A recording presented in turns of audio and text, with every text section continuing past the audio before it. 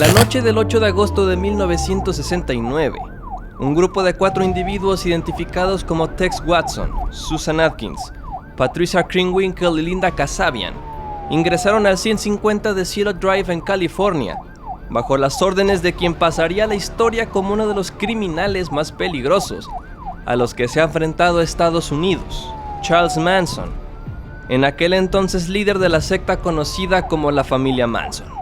Como resultado, 5 personas fueron brutalmente asesinadas aquella noche, entre ellas Sharon Tate, famosa actriz y joven promesa de Hollywood, quien estaba a solo 2 semanas de dar a luz al hijo de Roman Polanski, director de películas como El bebé de Rosemary o El pianista. Hasta la fecha se continúa discutiendo cuáles fueron las razones por las cuales Manson ordenó el ataque. Entre las teorías más aceptadas se descarta que Manson había tomado como referencia la canción de los Beatles, Helter Skelter, la cual habla acerca de un parque de diversiones, para predecir el inicio de una supuesta guerra racial en las calles de todo el país entre blancos y afroamericanos, por lo que se teoriza que el verdadero móvil del ataque era hacerle creer a la policía que aquella masacre era obra de los Black Panthers, grupo fundado hacia mediados de la década de los 60 para defender y hacer valer los derechos del pueblo afroamericano contra el abuso de la policía, lo que explicaría por qué en las paredes de la escena del crimen se pintó con sangre las palabras Helter Skelter y Pigs. Esta última palabra se traduce como cerdos, la cual era una forma común en la cual los Panthers se referían a los policías. Rumbo a las mismas fechas daban inicio una serie de crímenes que sumirían a los Estados Unidos en el terror, homicidios cometidos por un individuo que se presentó ante los medios de comunicación como el Zodiaco, quien asesinó a 5 personas e hirió a 2, aunque él mismo declaró en una carta haberse cobrado la vida de 37 personas. Manson y el Zodiaco conmocionaron al país y marcaron un antes y un después en los métodos para investigar homicidios. Las policías de todo Estados Unidos se enfrentaban a una oleada de crímenes sangrientos que parecían no tener mayor explicación, a criminales que ya no entendían. Si años antes se habían enfrentado a personajes como Al Capone, quienes habían demostrado ser capaces de actos despiadados, las motivaciones que los llevaban a cometer sus crímenes eran bastante claras: dinero y poder. Pero ¿cómo entender a estos nuevos homicidas que parecían actuar sin ningún móvil? Soy Dano Arcano y déjame que te cuente cómo es que el FBI aprendió a cazar asesinos en serie.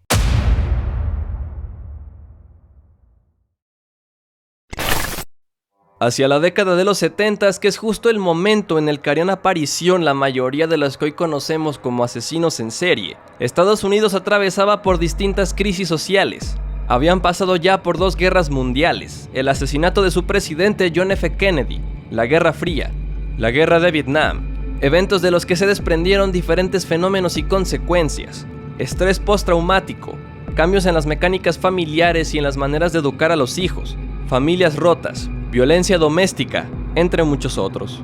Algunos autores mencionan que la aparición de estos crímenes violentos que parecían no guardar ninguna motivación fue una respuesta a esta crisis por la que el país estaba atravesando, que todas estas consecuencias de haber vivido tantos fenómenos violentos desde la década de los 40s le abrieron la puerta a los homicidas más infames en la historia de los Estados Unidos. John Wayne Gacy, mejor conocido como Pogo el Payaso, secuestró, abusó y asesinó a por lo menos 33 jóvenes entre 1972 y 1978 en el estado de Illinois. Edmund Kemper, alias el asesino de las colegialas, asesinó y desmembró a 6 jóvenes estudiantes entre 1972 y 1973. Ted Bundy asesinó a más de 30 mujeres en Utah y Colorado entre 1974 y 1978. David Berkowitz, alias el hijo de Sam, o el asesino del calibre 44, cobró la vida de 6 personas entre 1976 y 1977. Estos individuos y sus crímenes compartían una serie de características entre sí. Asesinaron a un mínimo de 3 personas entre periodos de tiempo. A primeras luces, las víctimas parecían no guardar una relación entre sí ni con el agresor. Todos fueron capturados bajo lo que podríamos llamar un golpe de suerte. Pogo comenzó a ser investigado por la ley hasta que una compañera de trabajo de Robert Pist, quien fuera su última víctima, declarara que la última vez que lo vio iba camino a una entrevista de trabajo con Gacy. A pesar de que este ya contara con historial delictivo, pues en mayo de 1968 fue detenido por abusar de un menor, y que varios vecinos habían quejado de que el patio de su casa apestaba y estaba repleto de moscas, donde tiempo después se descubriría que enterró algunos de los cadáveres de sus víctimas. Jamás formó parte de la lista de sospechosos de la policía. Ted Bundy fue detenido en Utah una noche de agosto de 1975 por el policía de tránsito Bob Hayward, quien notó un Volkswagen que conducía con las luces apagadas. Se acercó para detenerlo, pero este intentó escapar, hasta que finalmente alcanzó y arrestó al conductor por no haber obedecido la orden de la patrulla. Ya bajo custodia encontraron varios objetos sospechosos en su auto: un pasamontañas, un picahielo, tiras de tela, esposas, una linterna, entre otras cosas. Aquel oficial de tránsito no tenía idea de que acababa de detener a uno de los criminales más buscados durante la década de los 70s. El número de homicidios violentos continuaba aumentando y la única herramienta con la que contaban las policías locales de todo el país para resolverlos era esperar a que el criminal cometiera un error que llevara a su captura.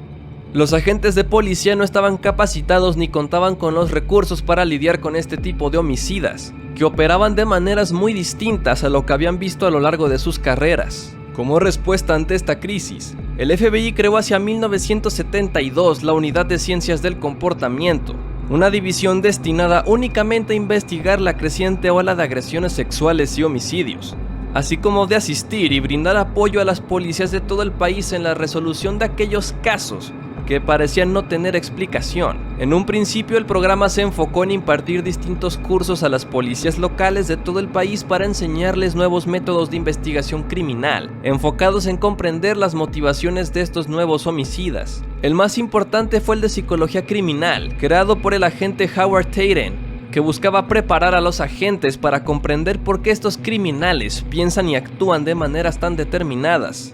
Típicamente se usaban casos de homicidas para tomarlos como ejemplo durante las sesiones. Se explicaba lo sucedido y se pretendía analizar al agresor desde el punto de vista de la psicología. Si bien los cursos ganaron cierta popularidad, la realidad es que le tomó años al FBI que los agentes que trabajaban en campo se interesaran en las mentes de los criminales, pues no veían cómo aplicar en las calles y en sus casos lo que se estaba aprendiendo durante clases. Los esfuerzos de la Unidad de Ciencias del Comportamiento se percibían como una pérdida de tiempo e incluso como charlatanería.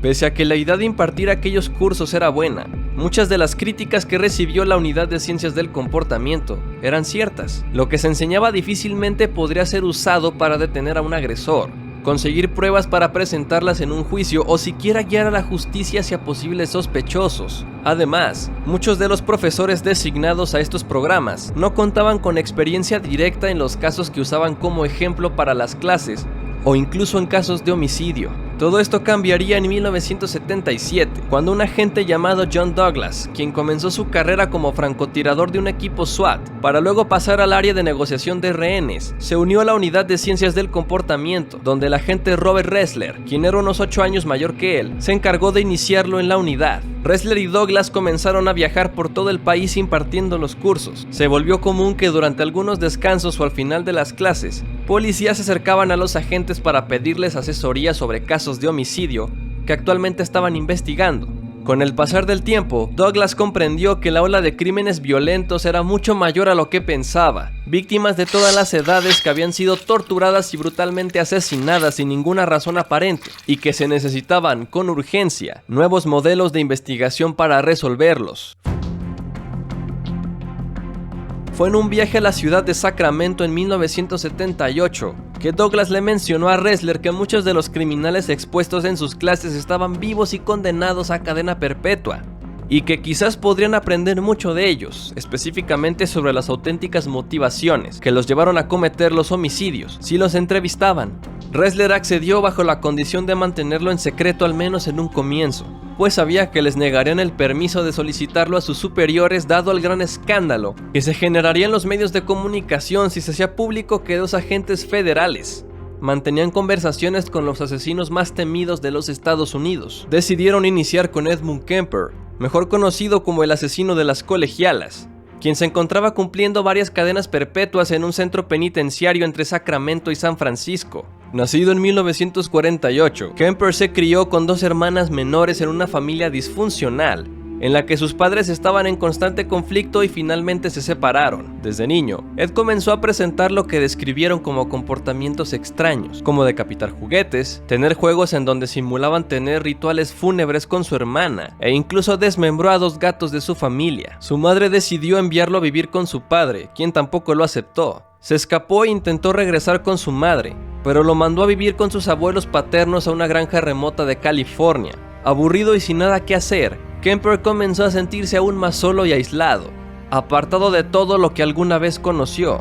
Tras una discusión con su abuela, Ed, de entonces 15 años, la asesinó a tiros para luego apuñalarla a múltiples ocasiones. Esperó a que su abuelo regresara de trabajar en el campo para dispararle también. Cuando fue detenido, le dijo a la policía que tenía curiosidad sobre qué se sentiría dispararle a su abuela, y que su abuelo tuvo que dispararle pues se molestaría al ver lo que acababa de hacer. Ya que el crimen parecía no tener un móvil, fue diagnosticado como trastorno de la personalidad y lo recluyeron en el atascadero State Hospital para criminales dementes, donde pasó 6 años de su vida hasta su liberación en 1969, ya con 21 años y una estatura de 2 metros, ya que trabajaba en el Departamento de Transportes de California, agencia encargada del control de las autopistas del estado. Se acostumbró a recoger chicas jóvenes que pedían autostop. Kemper inició su carrera criminal el 7 de mayo de 1972, cuando recogió a Mary Ann y Anita Lucchese, 2 estudiantes del Fresno State College, a quienes llevó a una zona alejada de la ciudad. Las apuñaló y llevó a casa de su madre para tomarles fotografías y después diseccionarlas y desmembrarlas. A sus siguientes 4 víctimas les esperaría un destino bastante similar: levantarlas en algún lugar de la carretera fingiendo que las llevaría a su destino, llegar a una zona aislada y alejada donde las asfixiaba o apuñalaba, llevarlas a casa de su madre donde abusaba de los cuerpos además de desmembrarlos y diseccionar algunos órganos. Tenía un gusto particular por cercenar las cabezas.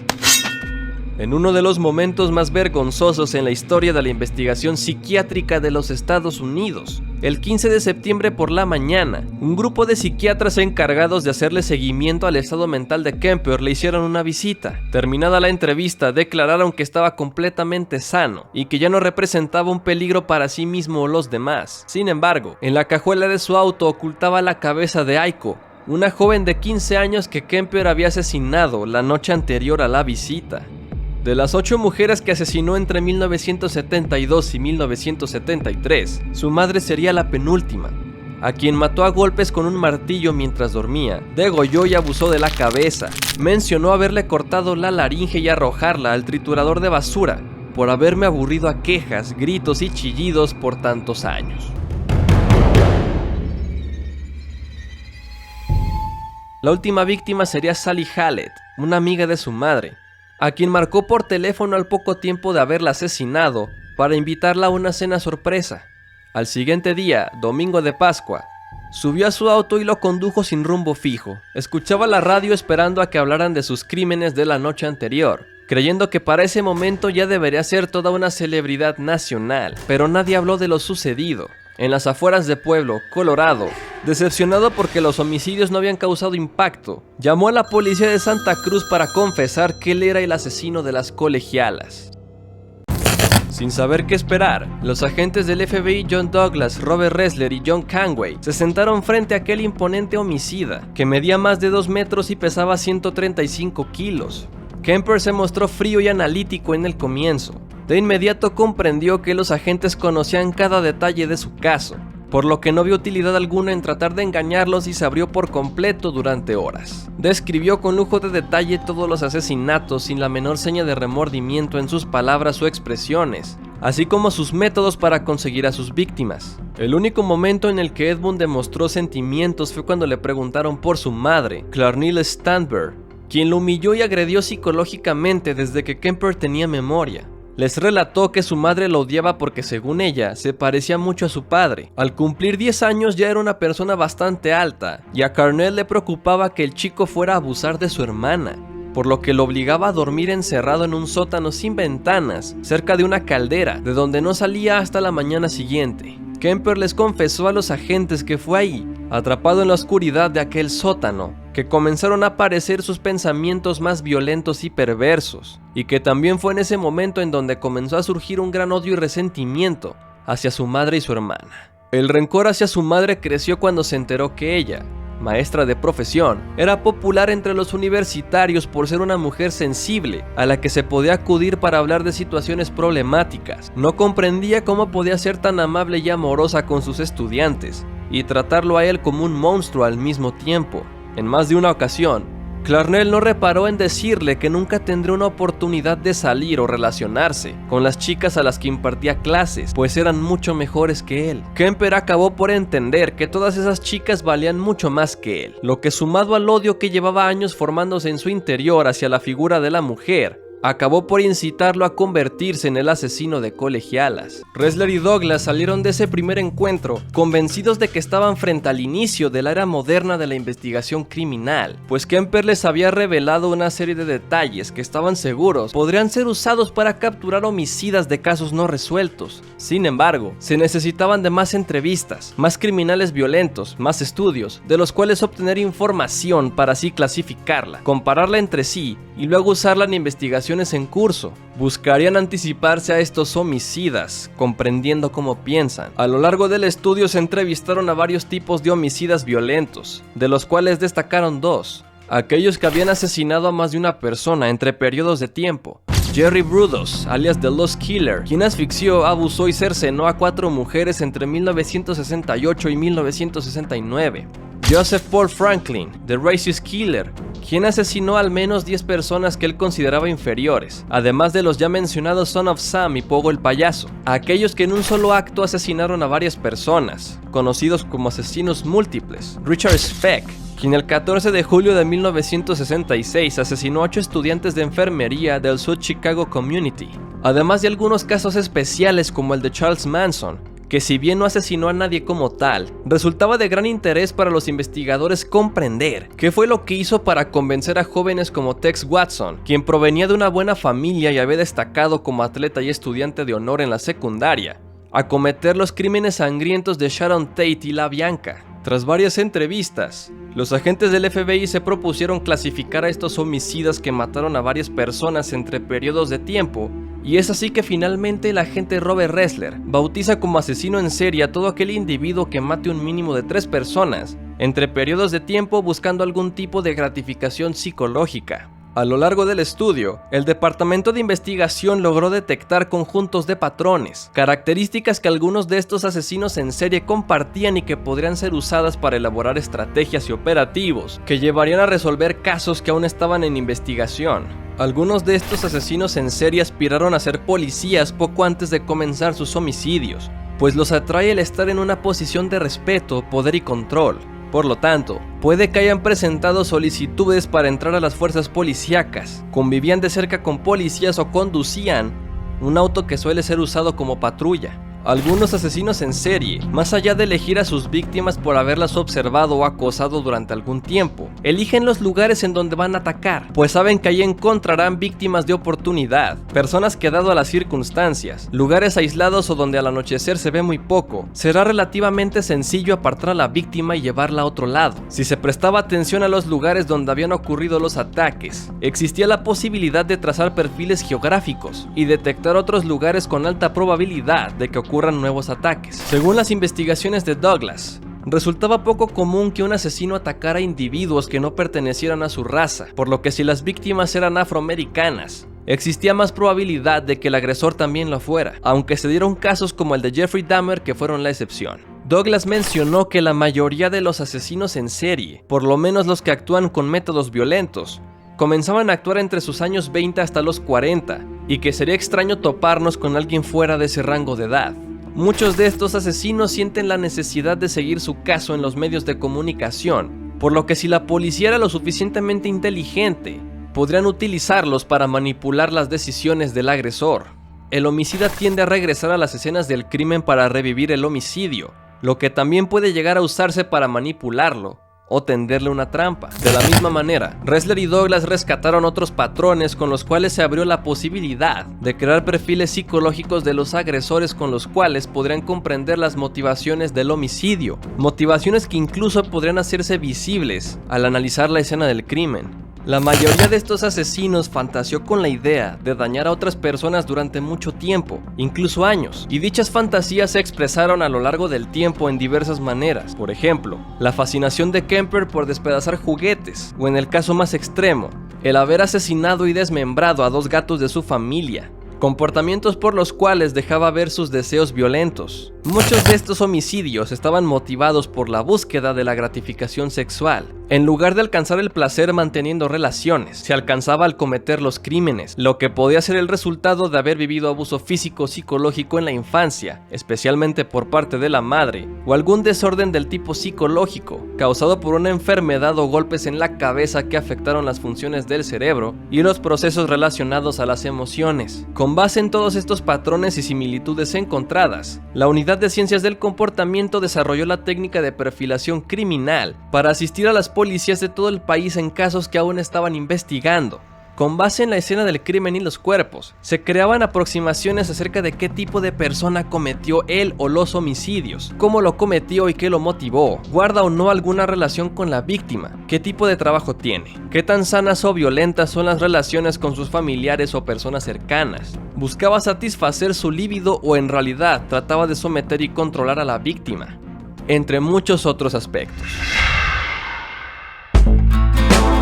Si bien el mismo John Douglas relató en su libro Mindhunter una gran cantidad de casos exitosos usando su modelo de perfilación criminal, en la actualidad existen muchos especialistas que sugieren que sus métodos eran poco exactos y tenían un margen de error bastante grande, pues se basaba en la información recopilada durante las entrevistas y esta no siempre se cumplía y podía incluso desviar una investigación hacia un camino equivocado. Independientemente de si actualmente su modelo de perfilación criminal está desactualizado, considero que su trabajo fue de gran valor, pues sentó las bases para que nuevos investigadores centraran su atención en tratar de descifrar la mente de estos criminales y continuar creando nuevos modelos de investigación.